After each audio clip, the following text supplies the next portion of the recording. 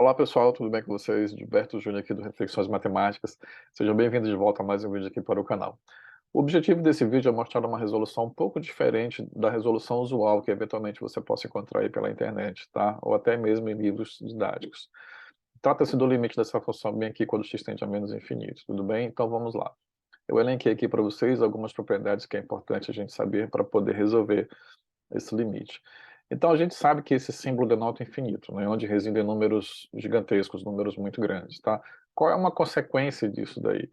Uma consequência disso daí é que, por exemplo, se eu pegar mais infinito ao quadrado ou menos infinito ao quadrado e somar com 2 não vai fazer diferença nenhuma. Vai continuar sendo mais infinito ao quadrado ou menos infinito ao quadrado, tudo bem? Ou seja, se eu tenho um número muito grande, x tendendo a mais infinito, se eu somar com 2 esse número vai continuar sendo um número muito grande. Se eu pegar um número muito pequeno, tendendo a menos infinito, se eu somar com 2, isso também vai continuar sendo um número muito pequeno. Se eu fizer essa análise levando ao quadrado, a consequência é a mesma, o resultado é o mesmo, não importa eu somar 2, tá? Sempre vai ser preservado mais ou menos infinito ao quadrado. A próxima propriedade a gente tem que analisar a raiz quadrada de x ao quadrado. Para isso eu utilizo essa propriedade bem aqui, que é uma consequência da definição de módulo, tá? Que x ao quadrado é a mesma coisa que o módulo de x ao quadrado. Essa implicação daqui para cá eu extraio a raiz quadrada em ambos os lados, e aí eu fico com a propriedade de que a raiz quadrada de x ao quadrado não é x, e sim o módulo de x. Uma propriedade muito utilizada em termos de cálculo de limite, tá? E bastante explorada aqui na internet. Então vamos lá. Como consequência, eu tenho algumas propriedades da função módulo. Essa função bem aqui em particular.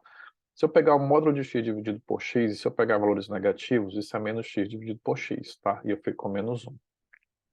Agora, se eu pegar valores positivos, o módulo de x é igual a x, por definição, e x dividido por x é igual a 1, tá? Portanto, o módulo de x dividido por x é menos 1, se x for negativo, e o módulo de x dividido por x é igual a 1, se x for positivo, tá? Agora vamos atacar o limite, aplicando aquelas propriedades que eu elenquei lá anteriormente.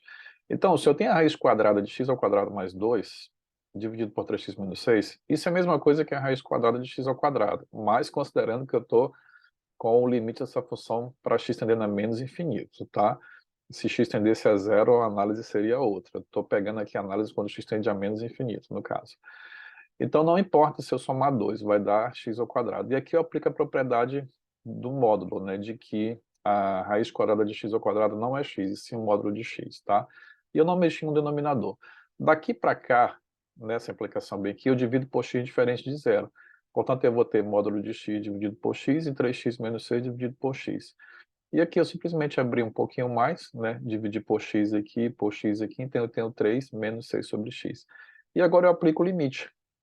O limite dessa função aqui, dessa identidade, quando x tende a menos infinito, tá? Então tá aqui, ó, o limite quando x tende a menos infinito, da função objeto do limite, tá? E aí eu tenho essa identidade, de acordo com as considerações anteriores.